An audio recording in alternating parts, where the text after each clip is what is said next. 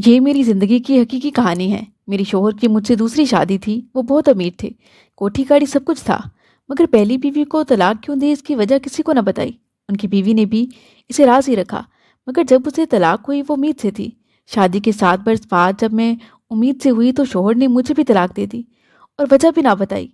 एक रोज़ उन्होंने मुझे खत भेजा जिसे पढ़कर मेरे होश उड़ गए कि ये कहानी हकीकत पर मबनी है और जिन खातून की हकीकी ज़िंदगी से ताल्लुक़ रखती है मैं उन्हीं की ज़ुबानी बयान कर रही हूँ। कहानी शुरू करते हैं। मेरे अब्बू एक मामूली मुलाजमत पर थे। हम 2 भाई और एक बहन थे। मैं सबसे बड़ी थी। उन दिनों 7वीं में थी जब अब्बू बीमार रहने लगे। अभी मैट्रिक के पेपर्स भी ना दिए थे कि एक रोज़ अचानक उनकी वफ़ात होगी। ये सदमा हमारे लिए जानलेवा था। भाई अभी छोटे थे, रिश्तेदार कुछ मदद कर देते और कुछ मेरी अम्मी कपड़ों की सिलाई करती। यूँ गुजारा हो रहा था। मुझे पढ़ने का बेहद शौक था। यूँ मेरे शौक को देखते हुए अम्मी ने कॉलेज में मेरा दाखिला करवा दिया। कॉलेज में मेरी दोस्ती समन से हुई, जो अमीर वालिदैन की बेटी थी मगर बहुत अच्छी थी। रफ्ता रफ्ता हमारी दोस्ती गहरी होती गई। वो हमारे हालात जानकर दुखी हो जाती। यूँ वो मेरी माली लिहाज से भी मदद कर दिया करती। एफए के बाद समन की शादी उसके चचाजाद से होगी, जो काफ़ी अमीर कबीर था। अगरचे दोनों की उम्रों में 7-8 साल का फ़र्क था, मगर वहाब उसे बेपनाह चाहता था। यूँ समन अपने घर में खुशो खुरम और शादोआबाद होगी, जबकि मुझे फ़िक्र माश ने परेशान कर दिया। जो रिश्तेदार मदद करते थे उन्होंने भी अब हाथ खींच लिया था। शायद कि महंगाई के बायस उनके अपने हालात दगरगों थे। ऐसे में मेरा मज़ीद तालीम जारी रखना मुमकिन ना था और मैं खुद भी तो अब अपनी माँ के कंधों का बोझ हल्का करना चाहती थी। मगर एक एफए पास को नौकरी मिलना मुहाल था।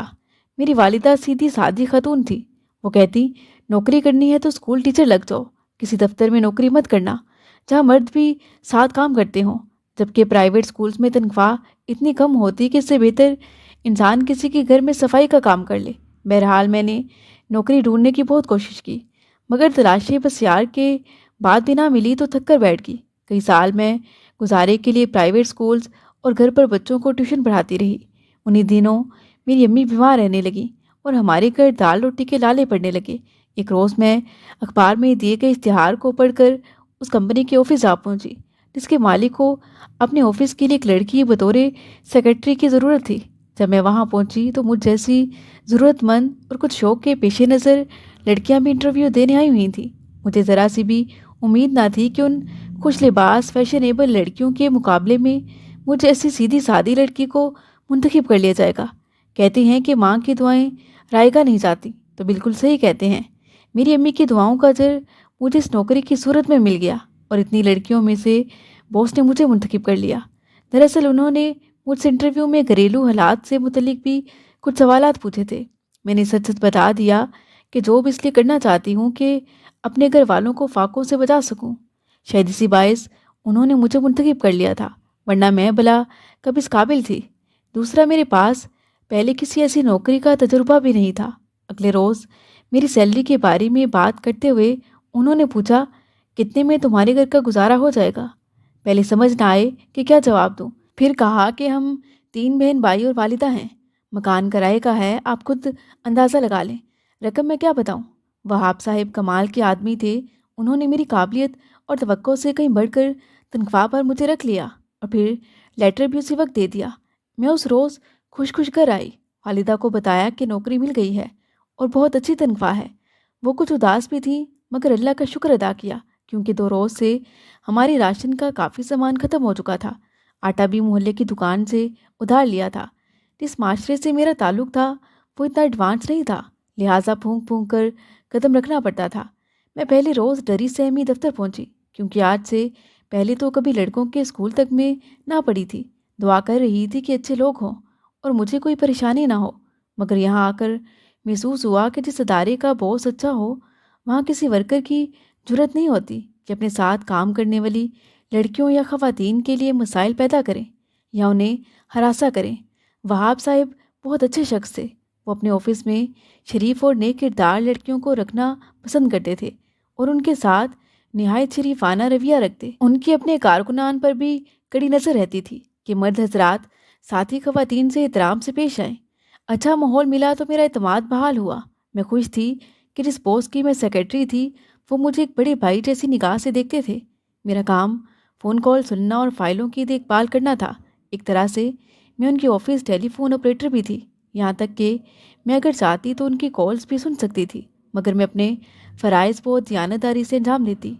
यूँ वो भी मुझसे खुश थे और भरोसा करने लगे थे।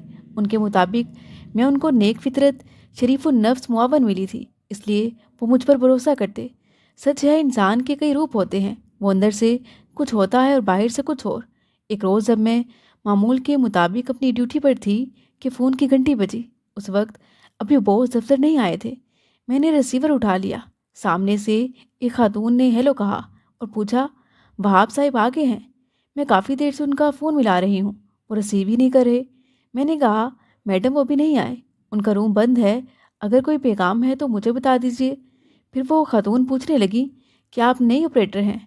क्योंकि पहले यहाँ एक मेल ऑपरेटर था। मैंने जवाब दिया, जी मुझे यहाँ आए चंद दिन हुए हैं। फिर वो कहने लगी, अच्छा जब वो आए उनसे कहिएगा निदा ने फ़ोन किया था, ज़रूरी बात करनी है, इसलिए आते ही फ़ोन कर लें। जी जी कहकर मैंने रिसीवर रख दिया। उसके थोड़ी देर बाद वहाब साहब ऑफिस आ गए। जब वो अपने कमरे में चले गए तो मैंने उनका फ़ोन मिलाया और उस खातून का पैगाम दे दिया। उसके बाद भी निदा के फ़ोन दिन में कई बार आते रहते। जब बॉस मसरूफ़ होते और अपना ज़ाती फ़ोन ना उठाते तो वो मुझे फ़ोन कर देती। मेरे लिए ये कोई ऐसी ख़ास बात ना थी, लेकिन ख़ास बात ये हुई कि एक रोज़ मैंने उनकी और निदा की गुफ्तगू सुन ली। ये गुफ्तगू सुनकर मैं काफ़ी हैरान हुई। दरअसल ये लड़की वहाब साहब की महबूबा थी, जबकि वहाब साहब शादीशुदा थे। अब वो अक्सर मुझे फ़ोन करके सवालात शुरू कर देती, मसलन साहिब क्या कर रहे हैं, इस वक्त उनके पास कौन बैठा है, कब फारिग होंगे, और फिर इधर उधर की बातें करती कि जो वहाब साहब से मुतल्लिक ही होती, जिससे पता चलता था कि वो वहाब साहब के बारे में किस कदर पुरतजस्सुस है। एक रोज़ साहिब के लिए एक और खातून का फ़ोन आ गया। आवाज़ सुनते मुझे लगा कि यह आवाज़ कुछ जानी पहचानी है। ये खातून खुद को वहाब साहब की बीवी बता रही थी। उसने भी साहिब के लिए पैगाम दिया और रिसीवर रख दिया। लेकिन मैं देर तक सोचती रही कि इस आवाज़ को या इस जैसी किसी आवाज़ को मैंने कब और कहाँ सुना है। आखिर ये आवाज़ मेरी किस वाकिफ़कार या जानने वाली से मिलती है। ताहम उनकी बीवी का फ़ोन उसके बाद तो दोबारा ना आया, मगर निदा के फ़ोन दिन में कई बार आते। मुझे कभी अजीब ही लगता, मगर काम से काम रखना ही मेरी नौकरी की ज़मानत थी। जाहिर सी बात कि ये मामला वहाब साहब का ज़ाती था और मुझे इससे कोई सरोकार नहीं था। ताहम मैंने कभी उनकी महबूबा को देखा था और ना ही उनकी बीवी को, क्योंकि ये दोनों ख़वातीन कभी वहाब साहब के ऑफिस ना आई थी। एक रोज़ मैं मार्केट से कुछ सामान लेने गई तो वहाँ गाड़ी में अपनी दोस्त समन और वहाब साहब को एक साथ बैठे देखा। गाड़ी मेरी नज़रों के सामने से गुजर गई। मैंने उन्हें एक दुकान से बाहर निकलते देखा था, लेकिन वो मुझे नहीं देख सके थे। मैंने अपने जहन पर जोर देते हुए सोचने लगी, कहीं फ़ोन पर सुनी वो जानी पहचानी आवाज़ समन ही की तो नहीं थी। मज़ीद यकीन के लिए एक रोज़ मैंने ऑफिस के एक सीनियर शख्स से पूछा कि वहाब साहब की बेगम समन साहिबा ने आना था, क्या वो आ गई हैं? वो मुझसे कहने लगे, मैडम समन तो ऑफिस नहीं आती। मैंने बात बना दी कि उनका फ़ोन आया था, शायद मुझे गलत फहमी हुई है, वो कोई और खातून होंगी। वो कहने लगे, उनकी बेगम का नाम समन है, अगर फ़ोन दोबारा आए तो बात करा देना। उनकी बात से समझ गई कि मेरे कानों ने समन की आवाज़ नहीं पहचानी, मगर अब आंखों ने उन दोनों को गाड़ी में देख लिया था, लिहाजा इसे तायद भी हो गई, यानी वहाब साहब की बीवी मेरी दोस्त समन ही थी, जिससे उनकी शादी के बाद मेरा राब्ता बाकी ना रह सका था। दरअसल कॉलेज के दौर में मेरी कभी समन से फ़ोन पर बात ही ना हुई थी, क्योंकि हमारे घर तो टेलीफोन नहीं था। यूँ मैं पहचान ना सकी और ना ही उसका ख्याल ही मेरे जहन में आ सका। इस हकीकत को जानकर मुझे अजहद सदमा हुआ कि जिस इंसान को मैं इस कदर शरीफ और फरिश्ता सिर्फ समझती थी, जिसने दफ्तर में वाकई फरिश्ते का रूप धारा हुआ था, पसे पर्दा वो किसी और लड़की से भी ताल्लुकात बनाए हुए था और अपनी बीवी को धोखा दे रहा था। उस लड़की के साथ उनके गहरे मामला चल रहे थे। समन का सोचकर मुझे बेहद दुख होता। उसके बाद से मैंने अपने फ़राइज़ में ख़यानत से काम लेना शुरू कर दिया। अपनी प्यारी दोस्त की खातिर उसके शोहर की जासूसी करने लगी कि जो मेरा बॉस था। मैं उसके वो फ़ोन भी सुनने लगी कि जो मुझे नहीं सुनने चाहिए थे। मेरे ख़्याल में तो समन निहायत खुश व खुर्रम ज़िंदगी गुजार रही थी। अपनी शादी से कबल भी उसने मुझे बताया था कि उसकी शादी उसके चचाजाद से होने वाली है, जो एक मालदार बिजनेसमैन है और उसे वो चाहता है। اس نے خود اپنی پسند سے سمن سے شادی کی تھی۔ یہ سب سن کر مجھے اس کی قسمت پر رشک آتا تھا کہ اللہ نے اس کی کیا قسمت بنائی ہے۔ وہ پہلے سے امیر اور امیر گھر میں جا رہی ہے اور میں غربت سے زیادہ غربت میں دھکے کھانے چلی ہوں۔ وہ انتہائی وثوق سے مجھے کہتی تھی کہ میرے منگیتر کو مجھ سے اتنی محبت ہے کہ یوں سمجھو سورج مغرب سے تو نکل سکتا ہے لیکن وہ مجھ سے بے وفائی نہیں کر سکتا۔ اب جب میں نے وہاب کا دوسرا روپ دیکھا تو سوچنے لگی کہ سچ مجھ ان مردوں کا کوئی اعتبار نہیں۔ خدا نخواستہ اگر انہوں نے ندا سے ہی شادی کر لی تو پھر میری دوست کا کیا ہوگا؟ وہ جو ہر بات سے بے خبر ہے، اس پر تو قیامت بیت جائے گی۔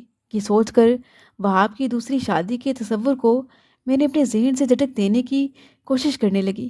وہاب صاحب فون پر ندا سے خوب عشق چاٹتے اور عمر بھر وفادار رہنے کی باتیں کرتے تھے۔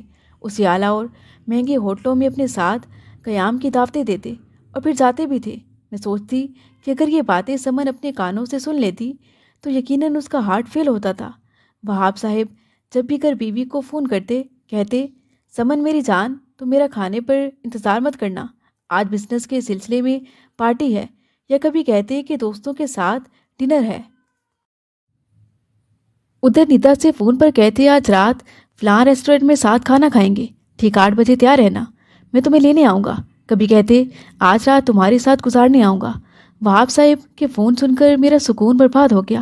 قصہ مختصر، جب معاملہ زیادہ سنگین ہو گیا تو میں نے سوچا اب مجھے نوکری کی پرواہ نہیں کرنی چاہیے، اللہ رازق ہے کہیں اور نوکری مل جائے گی، لیکن سب جانتے ہوئے خاموش رہنے سے بہتر اپنی سہیلی کو ضرور آگاہ کر دینا چاہیے کہ غافل تیری جنت کوئی اجاڑنے والا ہے۔ لیکن اب مسئلہ یہ تھا کہ اسے بتاؤں کیسے؟ میں اس کے گھر نہیں جا سکتی تھی، ظاہر سی بات وہاب صاحب میرے بوس تھے، میں انہیں یہ حقیقت بھی نہیں بتا سکتی تھی کہ میں ان کی بیوی کی گہری دوست ہوں۔ یقیناً وہ تو اسی وقت مجھے فارغ کر دیتے۔ اگر آفس سے ہی یوں ہی فون پر سمن کو آگاہ کرتی تو نہ جانے اس کا کیا فوری رد عمل ہوتا، اور وہاب صاحب بھی نہ جانے انتقاماً میرا کیا حشر کرتے۔ ان کی کال سے ہی مجھے یہ بھی معلوم ہوا کہ وہاب نے اس لڑکی کے لیے ایک علیحدہ فلیٹ بھی لے رکھا تھا جس میں وہ ٹھاٹھ سے رہ رہی تھی۔ اس کا سارا خرچہ بھی وہی اٹھاتے تھے، وہاں رات کو بھی ٹھہرتے تھے اور بیوی سے دوسرے شہر بزنس میٹنگ پر جانے کا بہانہ کرتے تھے۔ یہ ممکن تھا کہ وہ کسی بھی وقت اسے نکاح کر کے سمن کے لیے سوتن لے آتے۔ سمن کے مجھ پر بہت احسان تھے، اس نے کالج کے دور میں میری مالی طور پر بہت مدد کی تھی۔ وہ میری دوست اور مجھے بے حد عزیز تھی۔ یوں ایک روز میں نے ہمت کی، اسے اپنے گھر بلایا کہ کچھ ضروری بات کرنی ہے، آ جاؤ، لیکن اپنے شوہر کو کچھ مت بتانا کیونکہ انہی کے بارے میں تمہیں معلومات دینی ہے۔ کون عورت اپنے شوہر کے بارے میں معلومات لینا نہیں چاہے گی؟ یہ اتوار کا روز تھا اور وہاب بھی گھر پر نہ تھے، وہ فلیٹ میں ندا کے پاس موجود تھے۔ سمن تجسس سے پریشان سی میرے گھر آ گئی۔ میں نے اسے اعتماد میں لے کر تمام حالات سے آگاہ کیا اور ساتھ وعدہ بھی لیا کہ وہ کسی صورت میرا نام نہیں لے گی اور بہت تحمل سے کام لے گی۔ یہ ایسا وقت ہے کہ وہ غصے پر قابو رکھے اور اپنا گھر بھی بچا لے۔ اس پر تو جیسے قیامت ٹوٹ پڑی تھی۔ اس نے روتے ہوئے مجھ سے وعدہ کر لیا۔ سمن نے اس فلیٹ کا پتہ مجھ سے معلوم کیا کہ جہاں وہ دونوں رہتے تھے۔ انہی دنوں میری امی خرابی طبیعت کے باعث بستر پر پڑ گئیں۔ وہ چاہتی تھیں کہ میں اپنے گھر کی ہو جاؤں۔ وہ میری سرکتی عمر کے متعلق سوچتی اور کرتی تھیں۔ ایک روز رشتہ کروانے والی خالہ نسرین میری امی کے پاس آئی اور ایک رشتہ بتایا۔ ان کا کہنا تھا کہ لڑکا بہت نیک ہے، میرا دیکھا بالا ہے، اگرچہ طلاق یافتہ ہے مگر بہت امیر ہے، کوٹھی بنگلہ کار سب کچھ ہے۔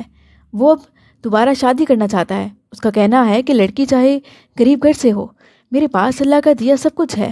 میں نے اسے تمہاری بیٹی اور حالات کا بتایا ہے تو سن کر وہ کافی افسردہ ہوا۔ اگر بات بن گئی تو وہ تمہارے باقی بچوں کی مالی کفالت کرنے پر بھی تیار ہے۔ اس کے پاس کون سی مال و دولت کی کمی ہے؟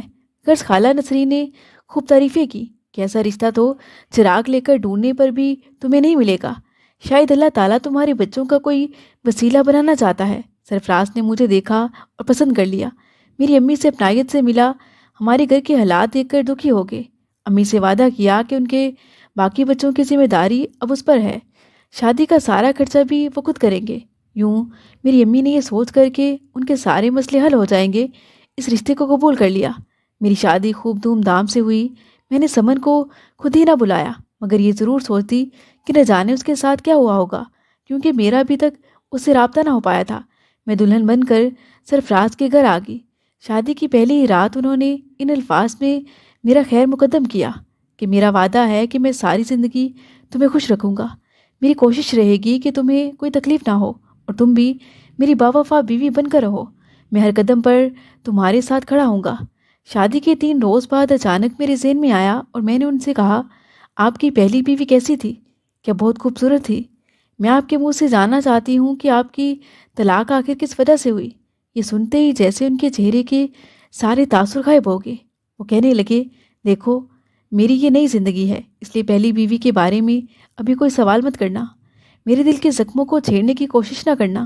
میں نے اسے طلاق کیوں دی اس کی وجہ تمہارے لیے بھی غم کا باعث ہوگی، بس اسے راز ہی رہنے دو تو بہتر ہے۔ یہ سن کر میری سمجھ میں کچھ نہ آیا مگر خاموش ہوگی کہ ابھی ان کے دل میں جگہ بنانا چاہتی تھی۔ تبھی وہ میرا ہاتھ اپنی آنکھوں سے لگاتے ہوئے کہنے لگے، میری ہم سفر، میں تمہیں ساری زندگی کی خوشیاں دینا چاہتا ہوں۔ زندگی تنہا نہیں گزرتی، میں ایک زخم کھا چکا ہوں، دوسرا تم نہ لگانا۔ میں سر جھکائے یہ سب سنتی رہی۔ سرفراز کی والدہ وفات پا چکی تھی اور باپ دوسرے بیٹے کے پاس امریکہ میں ہوتے تھے۔ اس کے بعد بھی وہ میرا بہت خیال رکھتے، منہ دکھائی میں بہت قیمتی اور خوبصورت سیٹ دیا۔ وقت خوش اسلوبی سے گزرنے لگا، وہ ہر ماہ میرے بھائیوں کو خرچہ بھجواتے، میری امی کے علاج کے لیے بھی رقم بھجوائی۔ امی سے بھی اکثر ہی فون پر بات کر کے حال احوال دریافت کرتے۔ میں ہر طرح سے خوش اور مطمئن تھی اور اپنے آپ کو بہت خوش قسمت سمجھتی تھی، مگر ایک سوال کبھی کبھی ذہن میں کھٹکتا کہ میرے جیون ساتھی اتنے اچھے ہیں، نہ جانے پہلی بیوی سے کیوں نہ بن پائی۔ میرے پوچھنے پر بھی وہ مجھے اس کی وجہ نہیں بتاتے، آخر اس کے پیچھے ایسا کیا راز ہے؟ نند سے میں نے پوچھا تو وہ یہی کہتی کہ دونوں اچھے بھلے تھے، ہمیں تو خود سمجھ نہیں آتی تھی کہ اب ان کو کیا ہو گیا ہے، شاید کسی کی نظر ہی کھا گئی۔ ایک روز سرفراز مجھے اپنے ایک دوست کے گھر میلاد پر لے گئے اور پھر واپس آ گئے۔ وہاں ایک خاتون جو میرے ساتھ بیٹھی تھی کافی خوبصورت بھی تھی۔ مجھے سرفراز کی کال آ گئی کہ کتنے بجے لینے آؤں۔ یوں ہی کال بند ہوئی، وہ عورت مجھ سے پوچھنے لگی، کیا آپ سرفراز کی بیوی ہیں؟ میں نے کہا، جی، آپ کون؟ میں نے پہچانا نہیں۔ وہ کہنے لگی، دراصل آپ فون پر بات کر رہی تھی تبھی مجھے اندازہ ہوا۔ میرے پوچھنے پر اس نے بتایا کہ سرفراز میرے سابقہ بہنوئی ہیں، ان کی پہلی شادی میری باجی سے ہوئی تھی۔ یہ سن کر میں چونک پڑی۔ کچھ دیر بعد میں نے پوچھا کہ آپ کی بہن اب اپنے گھر میں خوش ہیں؟ باتوں باتوں میں اس نے مجھے بتایا کہ میری بہن اور سرفراز بھائی دونوں میں بہت محبت تھی، کوئی سوچ بھی نہیں سکتا تھا، مگر شادی کے 2 سال بعد اچانک سرفراز نے میری باجی کو طلاق دے دی۔ میں نے وجہ پوچھی تو وہ کہنے لگی، وجہ انہوں نے بھی نہیں بتائی، نہ ہی میری باجی نے بتائی۔ ان دنوں میری بہن امید سے تھی، مگر اس سنگ دل انسان نے تو آج تک کبھی اپنی بیٹی کی شکل بھی نہیں دیکھی۔ اس خاتون نے بات ختم کی اور چلی گئی۔ مجھے حیرت ہوئی کہ کوئی خاص وجہ اس نے بھی نہ بتائی، لیکن جو وہ بتا گئی تھی وہ بھی تو حیرت انگیز ہی تھا۔ وہ راز جو میں جاننا چاہتی تھی اس عورت نے بتا دیا کہ جو میرے لیے اجنبی تھی، لیکن راز پھر بھی راز ہی رہا جو مجھے معلوم نہ تھا۔ آخر سرفراز نے بیوی کو کیوں طلاق دی اور دونوں نے اس کی وجہ کیوں کسی کو نہ بتائی؟ میں نے ادھر ادھر سے یہی سنا تھا کہ دونوں میں سے کسی نے بھی دنیا کے سامنے ایک دوسرے کو برا بھلا کہا اور نہ ہی عیب گنوائے تھے، بس خاموشی سے راہیں الگ کر لیں کہ شاید انہوں نے ایک دوسرے کو سمجھا رکھا تھا۔ ان دنوں میں کچھ پریشان رہنے لگی، کئی بار خود پر بھی غصہ آتا کہ جب میں اپنی زندگی میں خوش ہوں تو اب سرفراز کا ماضی کو ریتنے کا کیا فائدہ؟ کچھ دن خود پر قابو رکھا، پھر آخر بے چینی نے وہی سوال کرنے پر مجبور کر دیا جو میں نہیں کرنا چاہتی تھی۔ اب چونکہ سرفراز بھی مجھ پر مکمل اعتبار کرنے لگے تھے، میں نے سوچا کہ آج ضرور ان سے پوچھوں گی، اگر وہ ناراض ہوئے بھی تو وقتی طور پر ہی ہوں گے، لہٰذا ہمت کر کے ان سے پوچھ ہی لیا، آپ نے پہلی بیوی کو طلاق کیوں دی تھی؟ اب ہم اتنے گل مل گئے تھے کہ یہ پوچھنا معمولی بات لگتی تھی، مگر وہ ایک لمحے کو تو ساکت ہو گئے اور ان کے چہرے پر کرب نمایاں ہو گیا۔ تھوڑی دیر دم سادے رہنے کے بعد بالآخر کہنے لگے، میں اس سے محبت کرتا تھا، مجھے اس سے کوئی شکایت نہ تھی، طلاق دیتے وقت بھی دلی تکلیف ہوئی تھی، لیکن یہ کہہ کر وہ چپ ہو گئے۔ میں بے چینی سے ان کا منہ تک رہی تھی۔ بتا بھی دیجیے، کیا اس نے خود طلاق نہیں مانگی تھی؟ وہ کہنے لگے، اس کے تو وہم و گمان میں بھی نہ تھا کہ میں اچانک اسے ایسا مژدہ سناؤں گا۔ اس نے تو مجھے ایک خوشخبری سنائی تھی جس کے سبب میں نے اسے طلاق دے دی۔ بہرحال جو ہونا تھا ہو گیا، وجہ تم کو کبھی نہ کبھی معلوم ہو ہی جائے گی، فکر مت کرو، یہ راز بھی کسی روز تم پر کھل ہی جائے گا۔ میں نے پھر بھی بہت اصرار کیا، مگر وہ دکھی سے ہو کر کہتے رہے، تمہیں خود ہی معلوم ہو جائے گا۔ میں نے جان لیا کہ مزید اصرار کرنا اب ان کے زخموں کو ادھیڑنا ہے، کیونکہ ان کا چہرہ بتا رہا تھا کہ وہ تکلیف میں ہیں۔ لہٰذا اس وقت خاموشی میں ہی عافیت جانی۔ تبھی انہوں نے کہا، اپنا دل چھوٹا مت کرو، ایک نہ ایک دن تم جان لو گی میری کم نصیبی کو، تمہیں جاننے میں زیادہ وقت نہیں لگے گا۔ انہوں نے یہ بات کچھ اس طرح بے بسی سے کہی کہ میں بھی پریشان ہوگی۔ مجھے سمن کے شوہر کی بے وفائی یاد آ گئی۔ پھر سوچنے لگی، اب جب میکے جاؤں گی تو اس سے پوچھوں گی کہ میرے یہاں آنے کے بعد اس کی زندگی میں کیا ہوا، کیا وہ وہاب کے ساتھ ہے یا وہاب نے اسے طلاق دے دی ہے۔ میں سوچنے لگی، میں تو خوش قسمت ہوں جو باوفا شوہر ملا ہے۔ تبھی سوچا، اتنی محبت کرنے والے شوہر کو مجھے کوئی اذیت نہیں دینی چاہیے۔ اب میں نے خود سے وعدہ کر لیا کہ وہ جو ہو گیا سو ہو گیا۔ وہ میرے ساتھ اتنے اچھے ہیں، مجھے کیا ضرورت ان کے ماضی کے بارے جاننے کی۔ بس اب میں کبھی بھول کر بھی ایسا سوال پوچھ کر انہیں آزمائش میں نہیں ڈالوں گی۔ عرصے تک خاموشی رہی۔ شادی کو 3 برس گزر گئے، مگر میرے اندر کی عورت والی فطری حس نے کبھی کبھی سوچنا شروع کر دیا کہ اس کی بیوی کیسی تھی، آخر ان کی طلاق کیوں ہوئی ہوگی وغیرہ۔ کبھی سوچتی شاید میں نفسیاتی ہو گئی ہوں کہ ایک ہی بات کے پیچھے پڑ گئی ہوں۔ ایک روز صفائی کرتے ہوئے میں نے گھر میں بڑا پرانا سامان کھول کھول کر دیکھنا شروع کر دیا۔ جب وقت ملتا تو ان کی کتابوں کی الماریاں چھانتی۔ بالآخر مجھے ایک فائل سے ایک تصویر مل گئی جو ان کے شادی کے اول دن کی تھی۔ دلہن کافی خوبصورت تھی، مجھ سے تو کئی درجے زیادہ کہ میں مبہوت رہ گئی۔ سوچنے لگی، یا اللہ، ایسی خوبصورت لڑکی۔ سرفراز اس سے محبت بھی کرتے تھے، اس کے لیے اب بھی کبھی کبھار اداس ہو جایا کرتے تھے۔ آخر کیوں کر انہوں نے اسے طلاق دی؟ کہ غصے میں یا کسی شک کی بنا پر؟ لیکن انہوں نے تو کبھی بھی اس پر کوئی الزام نہیں لگایا تھا اور نہ اس کی بے وفائی کے بارے میں ہی کبھی زبان کھولی تھی۔ میں گھر میں سارا دن بور ہوتی، تبھی ان دنوں میں اداس اور چپ چپ سی رہنے لگی۔ ایک روز سرفراز نے میرے چہرے کو غور سے دیکھا، پھر کہنے لگے، تم روز بروز کمزور کیوں ہوتی جا رہی ہو؟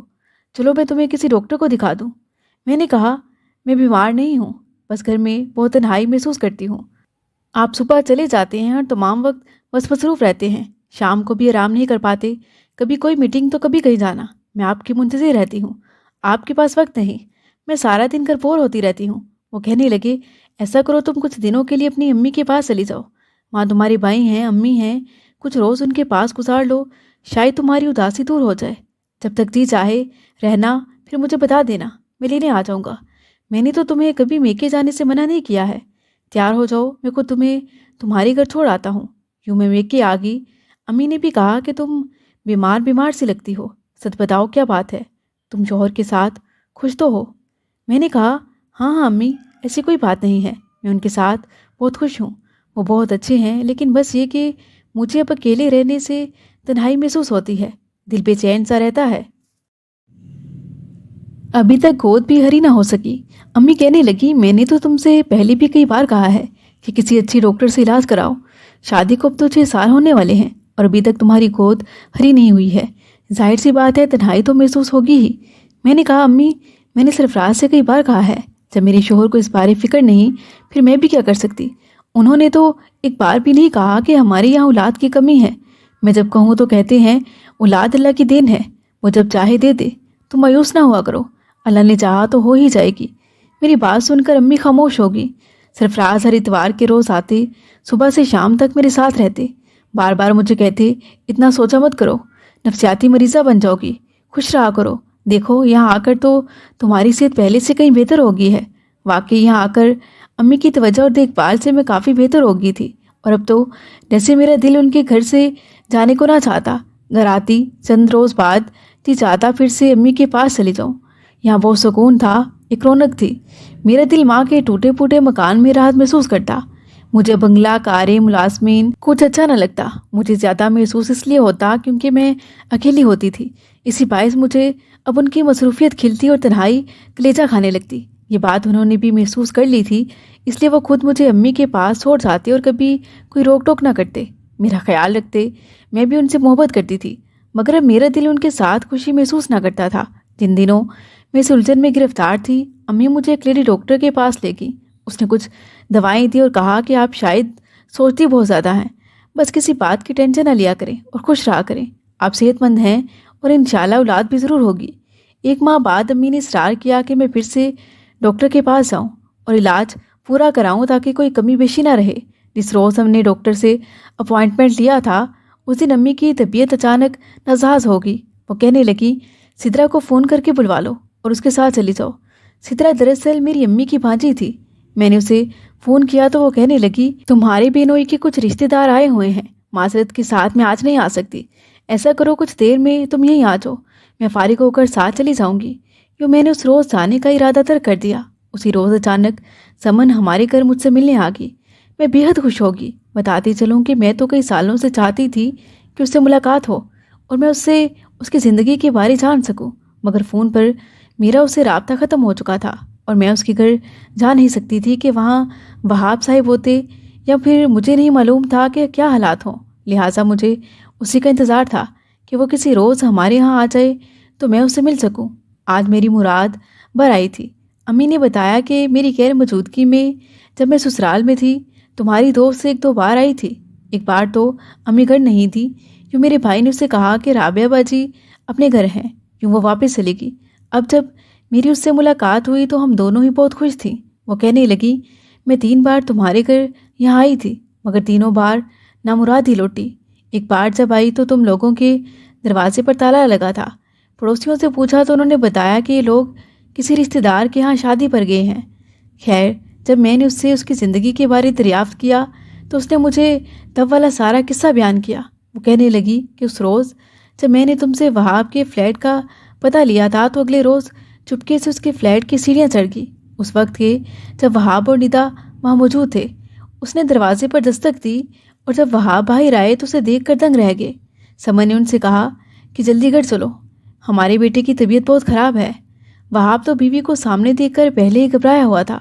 यूँ बगैर कोई सवाल किए उसके साथ सीढ़ियाँ उतर कर गाड़ी में बैठ गए। उसकी पेशानी पर पसीने के कतरे चमक रहे थे। समन अपने घर ना गई बल्कि शोहर को लेकर ससुर के घर चली गई।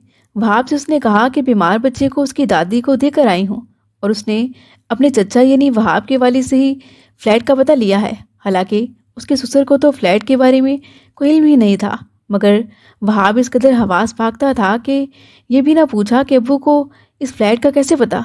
वहाँ पहुंचकर समन कहने लगी, चचा जान, मैंने आपकी और वहाब की इज्जत रख ली है और उस बिल्डिंग में खड़े होकर शोर नहीं मचाया, ना ही कोई ववेला किया, हता के फ्लैट के अंदर भी कदम तक नहीं रखा। उस लड़की को भी बेइज्जत नहीं किया कि जिसके साथ ये मौजूद थे। मुझे इन बातों से कोई सरोकार नहीं कि ये क्या करते रहे हैं, लेकिन मुझे आपसे आइंदा की ज़मानत चाहिए। क्या वहाब को समझाइए या इन्हें राह रास्त पर लाइए, और अगर ये उस लड़की से शादी करना चाहते हैं या शादी कर चुके हैं तो फिर मुझे बस तलाक चाहिए। आप उस फ्लैट में भी जाइए और उस लड़की से भी बात कीजिए, बाद में जो फैसला चाहे कर लें। अगर समन ने अक्लमंदी से कुछ इस तरह अपने शोहर को घेरा कि वो सर भी ना उठा सका। फ़ौरन उसके वालिद भी बहू के बताए हुए फ्लैट पर गए कि जहाँ वहाब के कपड़े, जूते, तस्वीरें, कर्ज देकर इस्तेमाल की अशिया और हर तरह का ऐशो इशरत का सामान मौजूद था। दस्तक पर निदा ने ही दरवाज़ा खोला। वो समझी कि वहाब लौट कर आया है, मगर सामने एक बुजुर्ग शख्स को खड़ा पाया। वो पूछने लगी, आप कौन हैं? जवाब मिला कि मैं वहाब का बाप हूँ और तुम भी यकीनन किसी की बेटी हो। मैं तुमसे कुछ सवालात करना चाहता हूँ जो तुम्हारे हक में बेहतरी लाएंगे। लड़की ने एहतराम से उन्हें घर के अंदर बिठाया और खुद सर झुकाकर बैठ गई। उन्होंने पूछा, तुम्हारा वहाब से क्या ताल्लुक़ है? वो आगे से खामोश रही। वो कहने लगे, क्या वो तुम्हारा शौहर है? क्या तुम दोनों ने शादी कर रखी है? लड़की आगे से फिर भी चुप रही। वहाब के वालिद कहने लगे, तो गोया तुम लोगों ने शादी नहीं की, बल्कि वैसे ही साथ रहते हो। जानती हो कि इस तरह किसी गैर मर्द के साथ रहना कितना बड़ा गुनाह है, और शायद तुम ये नहीं जानती कि वहाब शादीशुदा और एक बेटे का बाप भी है। या हो सकता है कि जानती भी हो। मेरी बहू मेरी सगी भतीजी है। उसने खुद यहाँ आकर ये मुकदमा नहीं लड़ा, बल्कि मुझे भेजा है। मैं सिर्फ वहाब का बाप ही नहीं, समन का चचा भी हूँ, और बाप की तरह कोई चचा भी नहीं चाहता कि उसकी भतीजी का घर बर्बाद हो। मैं तो बिल्कुल नहीं चाहूँगा, चाहे बर्बाद करने वाला मेरा अपना बेटा ही क्यों ना हो। वहाब से तो मैं अच्छी तरह निमट लूँगा, और मैं मामूली आदमी नहीं हूँ। लेकिन तुम लड़की ज़ात हो, किसी की बेटी भी होगी, इसलिए नहीं चाहता कि तुम्हारी भी बेइज्जती हो। जानता हूँ कि ये फ्लैट भी वहाब का है और उसका जो कारोबार है वो सब मेरा है। मैं चाहूँ तो वो 1 मिनट में क्लाश हो सकता है। मैं तुम्हें समझाने आया हूँ कि तुम इस खेल को अब ख़त्म कर दो। अगर तुम्हें रकम चाहिए, मैं तुम्हें देने के लिए तैयार हूँ, मगर तुम्हें मेरे बेटे से ताल्लुक़ ख़त्म करना होगा, کیونکہ وہ دوسری شادی نہیں کر سکتا اور نہ ہی وہ تم سے کرے گا، نہ کرنا چاہے گا۔ اس نے صرف دل لگی کے لیے تمہیں رکھا ہوا ہے۔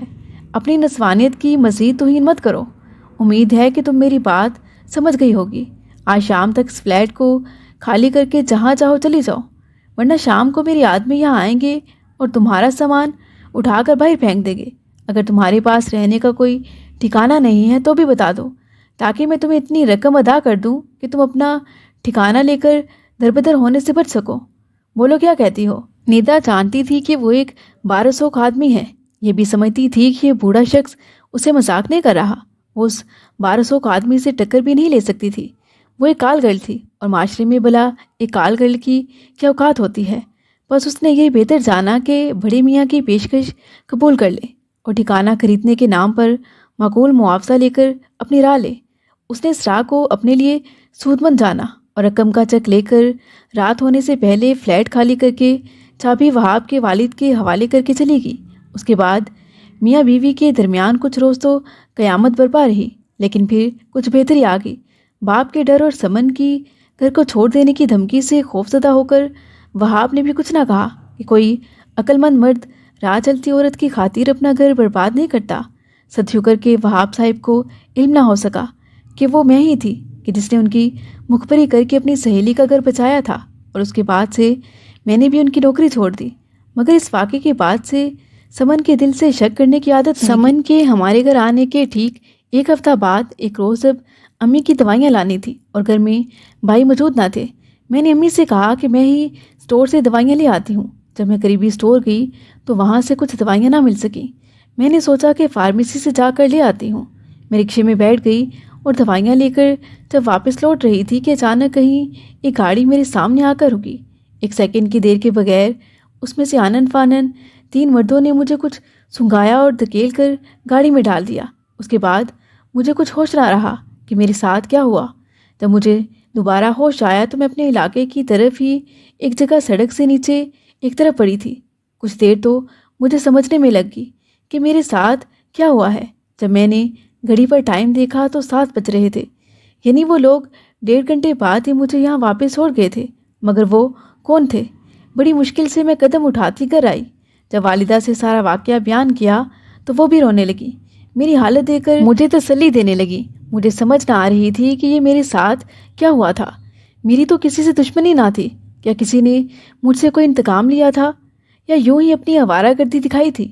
کبھی ذہن میں آتا کہ 1 ہفتہ پہلے ہی سمن مجھ سے ملنے آئی تھی، کیا کہیں اس کے شوہر کو معلوم ہو گیا تھا کہ میں ہی اس کی مخبری کرنے والی تھی؟ ہماری تو کسی کے ساتھ کوئی دشمنی نہ تھی۔ قصہ مختصر میری والدہ نے مجھے سختی سے سمجھایا کہ اس واقعے کا اپنے شوہر سے ہرگز ذکر مت کرنا۔ میں نے بھی ان کی بات کو پلے سے باندھ لیا۔ باقی تو میرا دل جانتا تھا کہ میری کیا کیفیت تھی۔ دعا کرتی جس کسی نے بھی میرے ساتھ ایسا کیا ہے اللہ اسے غارت کرے۔ میرا انصاف تو وہی کرے گا۔ میں تو آواز اٹھا کر اپنی بدنامی کو آواز دوں گی اور اپنی بوڑھی ماں کے لیے مشکلات میں اضافے کا باعث بنوں گی، لہٰذا خاموش رہنے ہی کو بہتر جانا۔ اگلے ہفتے میں سرفراز کے ساتھ گھر آ گئی۔ اب میری بے چینی پہلے سے دوگنا ہو گئی تھی۔ کسی صورت دل نہ لگ رہا تھا۔ 1 ہفتے بعد ہی امی کے گھر آ گئی۔ ان دنوں میری طبیعت عجیب سی تھی۔ امی ڈاکٹر کے پاس لے کر گئیں تو انکشاف ہوا کہ میں امید سے ہوں۔ امی کی خوشی دیدنی تھی۔ اگلے روز سرفراز مجھے لینے آ گئے۔ میں بے حد خوش تھی کہ شوہر کو خوشخبری سناؤں گی۔ میں نے ان سے کہا کہ مجھے لگتا ہے میں سفر نہ کر سکوں گی۔ وہ پوچھنے لگے کیا ہوا تمہیں؟ میں نے خوشی سے کہا آپ کہتے تھے نا کہ اللہ چاہے گا تو ہم بھی صاحب اولاد ہو جائیں گے، تو اللہ نے ہماری سن لی ہے۔ میں سمجھ رہی تھی کہ یہ خبر سن کر وہ بے حد خوشی کا اظہار کریں گے، جھوم اٹھیں گے کہ ہم صاحب اولاد ہونے جا رہے ہیں، مگر معلوم نہ تھا کہ سنتے ہی میری منزل کھوٹی ہو جائے گی۔ اسی وقت گھر سے باہر چلے گئے۔ میں پریشان سی امی کے پاس آئی۔ 5 منٹ بعد سرفراز دوبارہ آئے، مگر ان کے چہرے پر خوشی کا شائبہ تک نہ تھا۔ میں نے پوچھا کیا ہوا، کیا آپ کو خوشی نہیں ہوئی؟ مگر حیرت کہ انہوں نے مردہ لہجے میں کہا بہت ہوئی ہے۔ پھر میں نے پوچھا آپ اتنے افسردہ کیوں ہیں؟ کہنے لگے یہ سوچ کر کہ تم میرے ساتھ نہیں جا رہی۔ اگلے 5 منٹ میں ہی وہ واپس چلے گئے۔